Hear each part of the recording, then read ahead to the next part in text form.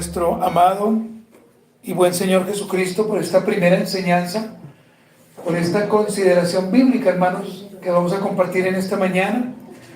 Así que le invito a usted, hermano, para que tome asiento y vayamos a Primera de Corintios, capítulo número 11, versículo número 20. Primera de Corintios, capítulo número 11, versículo 20, hermanos. Presentemos delante de Dios esta primera enseñanza y demos al Señor para que Él nos guíe. Padre, nuevamente presentamos esta consideración bíblica. Te pedimos a ti, Señor, que nos ayudes. Y te pedimos también, Padre, que esta enseñanza nos pueda ayudar a tener un entendimiento más claro de todas las cosas que debe hacer una iglesia local. Pero pedimos a ti que esta enseñanza que llevamos sobre la cena del Señor nos pueda inducir a hacer las cosas cada día mejor, en el nombre de Jesús.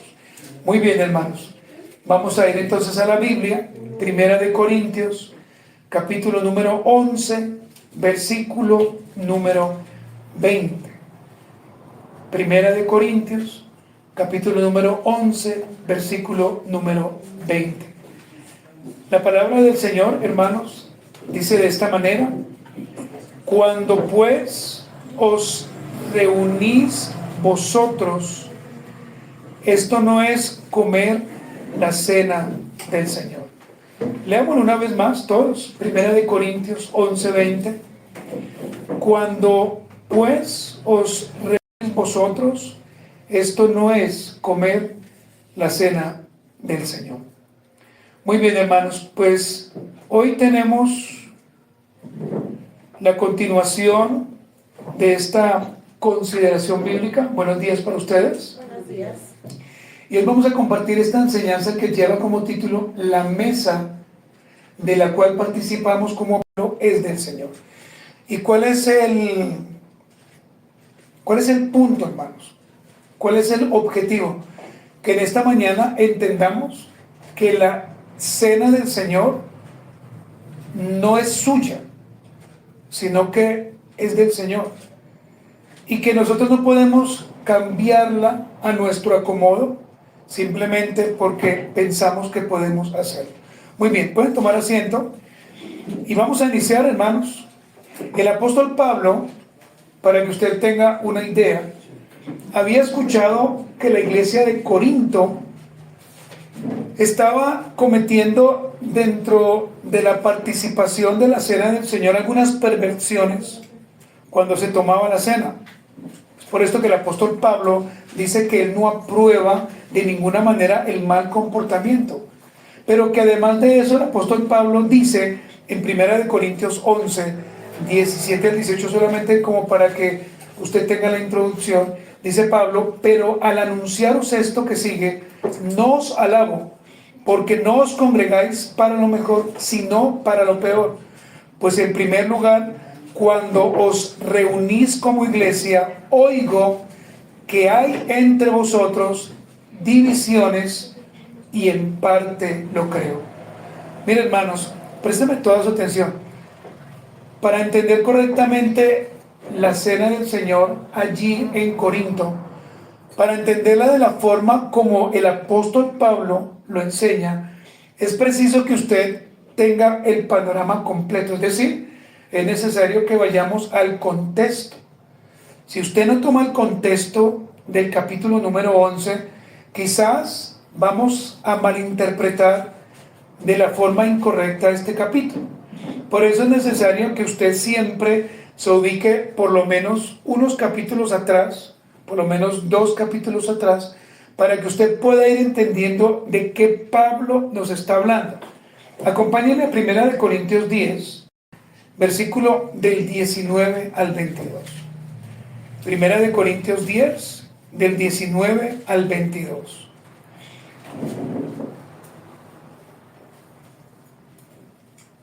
Pablo aquí, ¿qué está haciendo? Está amonestando la iglesia.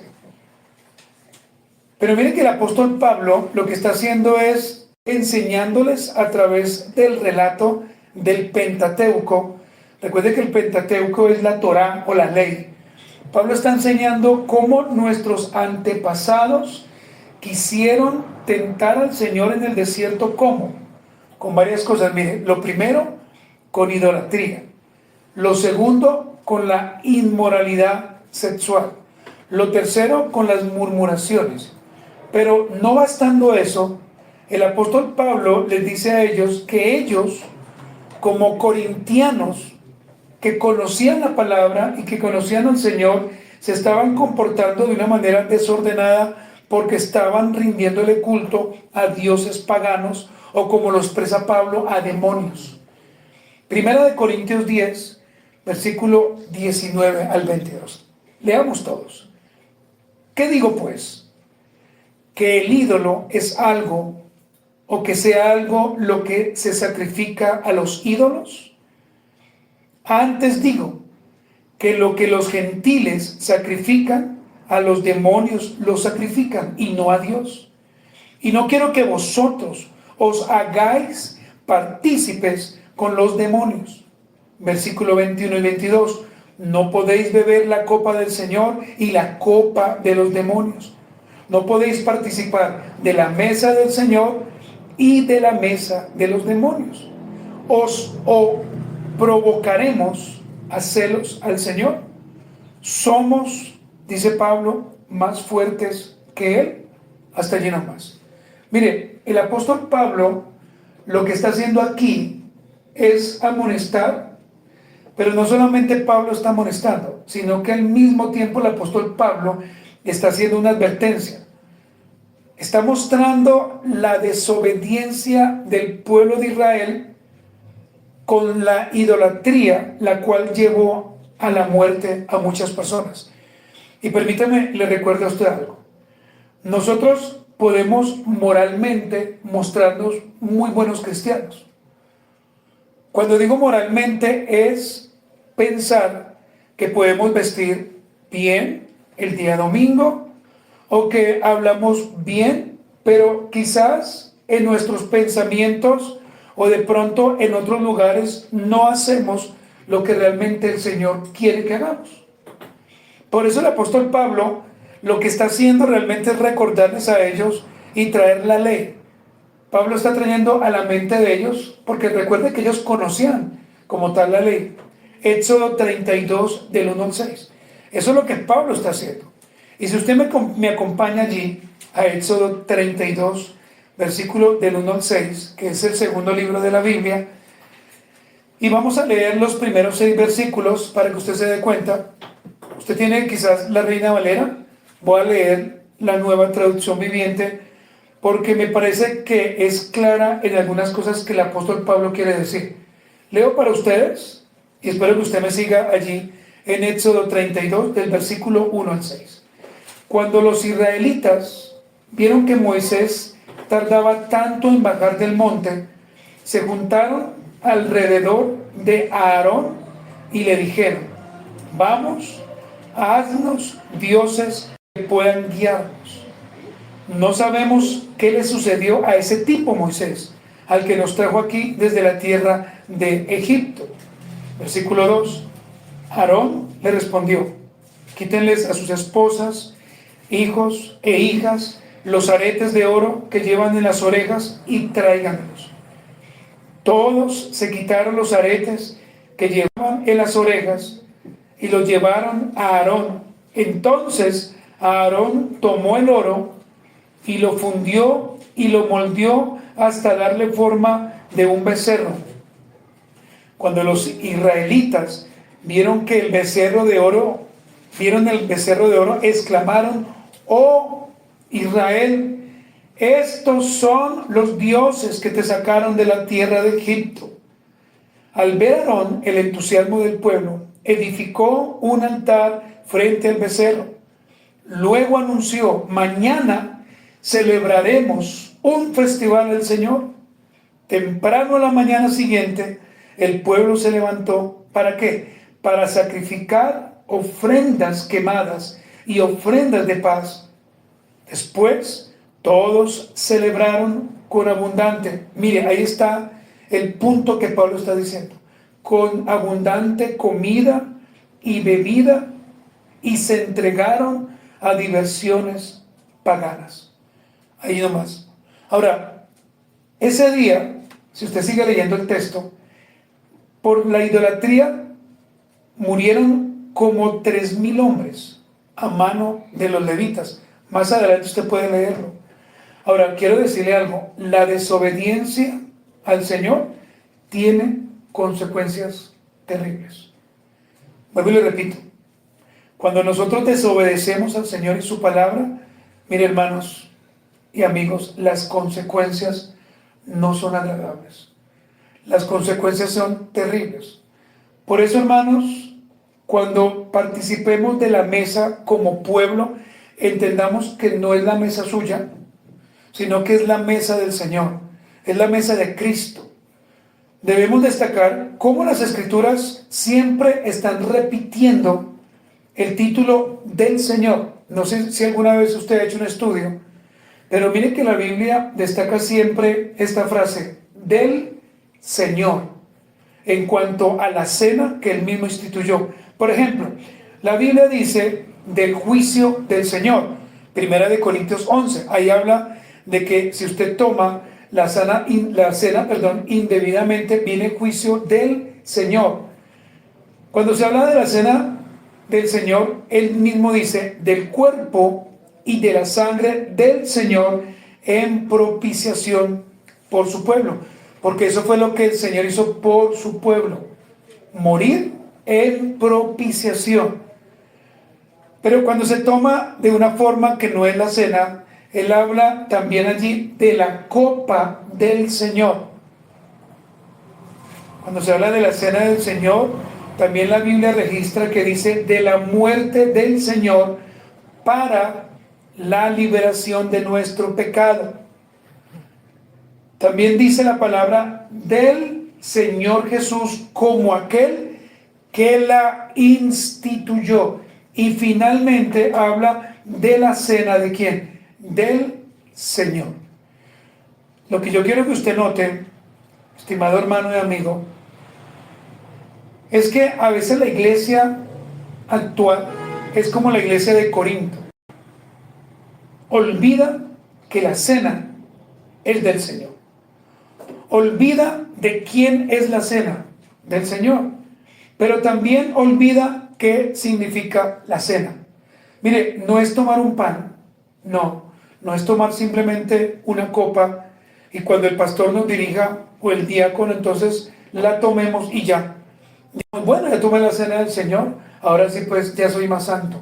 No, la cena del Señor es un recordatorio de la muerte de Cristo, es un recordatorio. Es para que usted entienda que el Señor fue a la cruz por su pecado y por mi pecado, pero sobre todo por el pecado de su pueblo.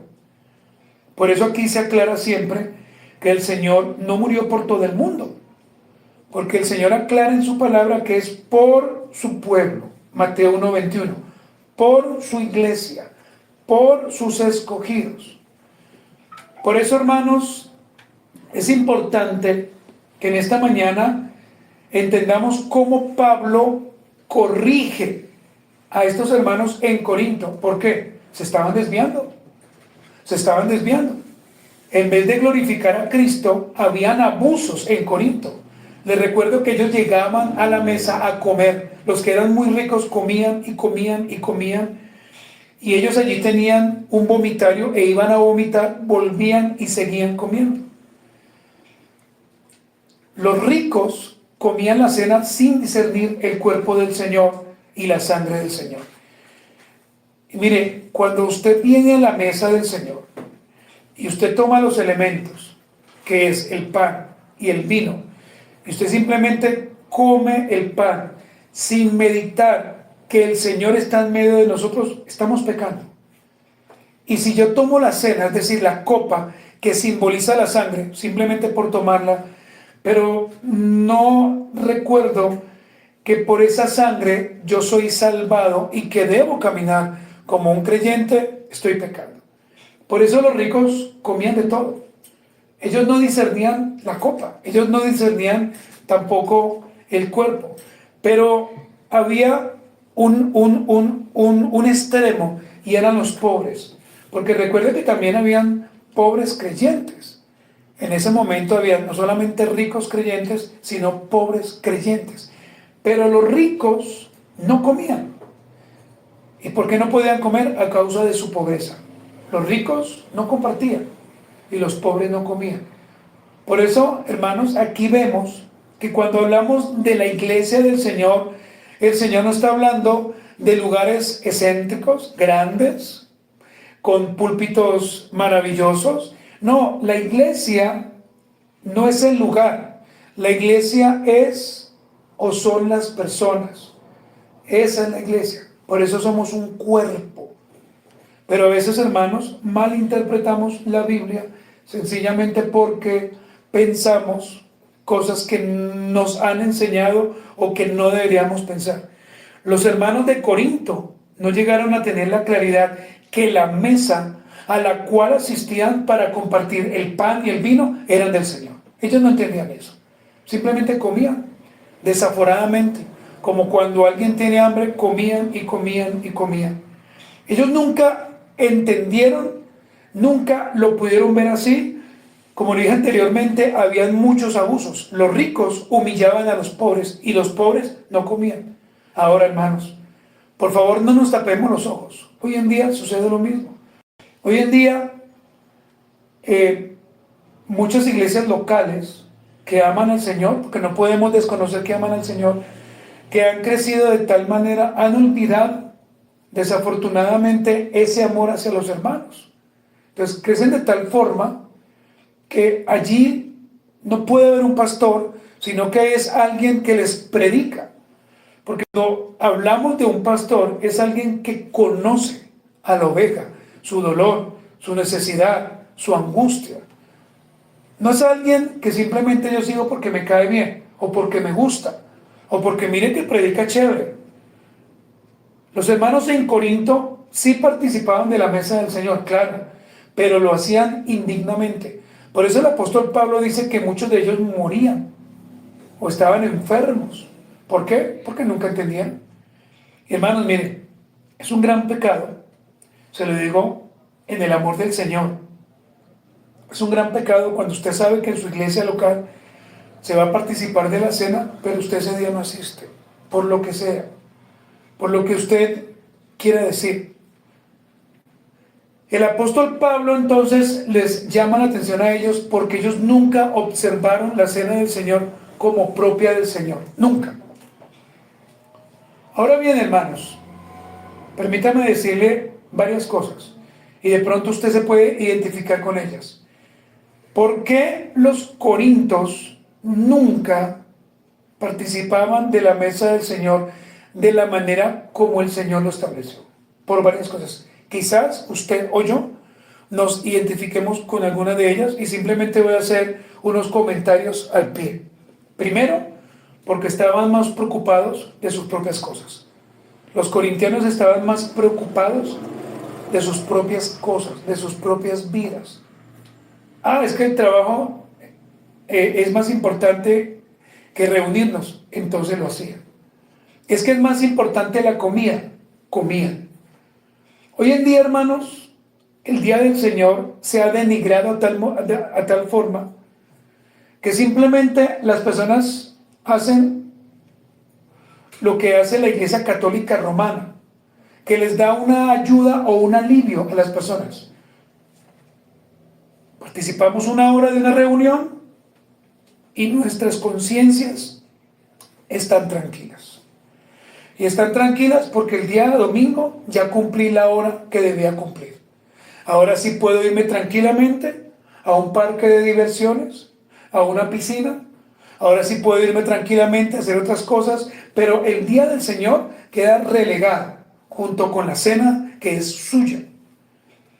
A veces nos preocupamos más de nuestras propias cosas, pero olvidamos que el Señor ya ha dicho, ha decretado un día para que le adoremos. Pregunto, ¿usted está más preocupado por su propia vida, por su futuro, por el cómo usted se ve, por el cómo usted, la gente lo ve o la ve, o realmente, aparte de eso, le preocupa que realmente usted pueda manifestar el día que el Señor ha ordenado para su gloria. Segundo, ¿ha perdido usted de vista las cosas santas del Señor? Honestamente, ¿ha dejado de orar? ¿Ha dejado de usted de leer la Escritura, de estudiarla? ¿Ha perdido de vista usted esto tan especial que es el día del Señor, que es el día de vernos como hermanos, de abrazarnos, de comer algo juntos, de almorzar, de saber cómo estamos? Hermanos, miren, el día del Señor es maravilloso porque allí, dentro del día del Señor, participamos de la recordación de la cena. Pero a veces perdemos eso. Lo tercero que les pasó a los corintianos, que nos puede pasar a nosotros, es que se olvidaron que la cena del Señor, allí está la presencia visible de Dios. He escuchado a algunos hermanos que dicen que en la cena del Señor el Señor no está, pero recuerde que ahí está, porque Él es omnisciente, omnipresente, omnipotente. Y lo último, hermanos, ellos perdieron el valor real de venir a la mesa del Señor. Nosotros, como la segunda audiencia, les pregunto a ustedes, ¿será que estaremos con la misma actitud de estos hermanos? ¿Para qué vienes al culto? ¿A qué? ¿A sanar tu conciencia? ¿A sanar solamente tu pecado de lo que hiciste esta semana? ¿A solamente reconciliarte con Dios y ya? ¿Quién sabe cuándo más vendré? No, mire, cada cosa tiene su lugar. Creo que usted lo sabe, ¿cierto? Cada cosa tiene un tiempo y un momento. La mesa a la cual accedemos mensualmente en el caso de nosotros no es nuestra, es del Señor. Por eso, cuando usted venga a la mesa, cuando usted participe de la mesa, permítame darle a usted estos consejos, si los quiere anotar. Primero, vaya con el mayor cuidado y respeto, o vayamos con el mayor cuidado y respeto. ¿Cómo es con el mayor cuidado? Si usted está en pecado ese día, o ha cometido algún pecado esa semana, si usted va a tomar la cena, pida perdón al Señor, examínese. Y después de que usted se examine, tome la cena. Porque la Biblia no dice que no la tomemos, no, dice al contrario, pruébese a sí mismo, pero tómela. Lo segundo, observe cómo usted está participando de ella. Haga las observaciones correspondientes. Es decir, tome la cena, pero pídale al Señor que esta semana que viene usted pueda tomar las mejores decisiones. Usted pueda ser un mejor o una mejor hija, un mejor creyente, un mejor trabajador, si Dios le ha permitido laborar en una empresa, y que las personas vean en usted que realmente usted muestra un cristianismo conforme a la Biblia. Lo otro, viva o vaya a ella con santidad y gozo. Con santidad y gozo. Cuando yo digo con santidad y gozo, no le estoy diciendo a usted que tiene que llegar a la mesa del Señor riéndose todo el tiempo, porque obviamente no hablo de eso. Pero sí hablo, hermanos, de tener ese gozo en el Señor, de estar tranquilos, de estar en paz. Lo otro, hermanos, venga a la mesa con la dignidad y la transparencia de un fiel creyente, entendiendo que el Señor a usted ya le perdonó, entendiendo que Cristo es el único que puede perdonar cada pecado suyo. Y lo último, hermanos, y no menos importante, cuando usted venga a la mesa del Señor, no venga con soberbia, sino venga con un entendimiento claro. ¿Por qué, hermanos? Porque la mesa del Señor, vuelvo y le repito, es instituida por el Señor. Quiero terminar con esto, hermanos, haciéndole varias preguntas. Solamente usted puede responderse. Cuando alguien llega a su casa, usted le permite a ese alguien, quien sea, que desordene su mesa. Le aseguro que la respuesta es no. ¿Usted le permite a esa persona que se meta a su cocina y se coma lo que usted ya hizo? Le aseguro que la respuesta es no. ¿Por qué? Porque usted, creo yo, que es ordenado. Porque usted tiene sentido común de las cosas. Y no creo que si yo voy a su casa, por más que tengamos una breve amistad, o una amistad, perdón, usted me diga, no, tranquilo, pastor, dentro de la casa, tranquilo, haga lo que quiera. Creo que no. Por eso mismo, hermanos, es que nosotros no podemos permitir que un desconocido, ¿cierto? Hablando de alguien que no sea creyente, llegue a la iglesia sin un sentido de pertenencia y tome la cena del Señor. ¿Sí? Por eso es necesario, hermanos, que cuando accedamos a la mesa, lo hagamos siempre en respeto. Y que usted venga preparado. Porque si usted no viene preparado y toma la mesa del Señor o toma la cena del Señor, ¿sabe cómo se le llama esto? Doble moral. Yo la tomo, pero pues no me interesa cómo vivo mi vida. Nuevamente, hermanos, el llamado es a que accedamos. ¿Pero cómo? Santamente. Que accedamos con honestidad. Que si usted y yo, obviamente yo espero que no, hemos incurrido en algo pecaminoso en la semana, pidamos perdón. Que si usted ha maltratado a su esposo, o a su esposa, o a sus hijos, o que si usted quizás ha sido grosero, o de pronto usted ha pedido al Señor algo y no se lo ha concedido, pero usted entonces está toda la semana ignorantemente, pongo entre comillas, dizque bravo con el Señor, pues usted pide perdón. Amados hermanos, qué importante entonces es que entendamos que todo lo que hacemos es del Señor y es para el Señor.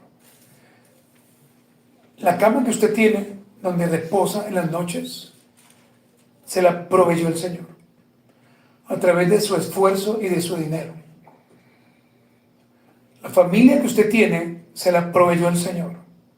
La salud que usted tiene, se la proveyó el Señor. Si saliéramos de acá ahorita y nos dieran el permiso de ir aquí al cuarto piso, viéramos todas esas personas con cáncer y los niños que están muriendo. Pero usted está aquí y más tarde va a comer algo y va a almorzar y esta semana va a ir a su trabajo porque el Señor se lo ha dado. Pero el Señor, hermano, no pide cosas que no podamos hacer. El Señor lo que pide en su palabra es que andemos santamente, dignamente, sin una doble moral y que siempre lo amemos a Él, porque todo lo que tenemos, hacemos, vivimos y hasta el último día de su vida, pues hermano, todo va a ser de Él. Porque todo es prestado, hermanos. Póngase de pie, entonces vamos a orar. Y vamos a terminar, hermanos, ahora sí para entrar de lleno a nuestro culto y a nuestra primera enseñanza. Muy bien, oremos. Señor amado, te damos gracias en esta mañana. Estamos muy agradecidos, Padre, de que nos hayas dado un día más de vida y que nos permitas en el día de hoy, Padre, escuchar esta breve meditación de tu palabra. Ayúdanos, Señor, a entender y ayúdanos, Señor, a vivir cada día más para ti. Te lo pedimos, Señor, en el nombre de Jesús, con la ayuda de tu Santo Espíritu, con su guianza, y rogamos, Padre, para que realmente seamos honestos y vivamos solamente para tu gloria y para tu honra. En el nombre de nuestro Señor Jesucristo. Amén. Muy bien, hermanos. Vamos entonces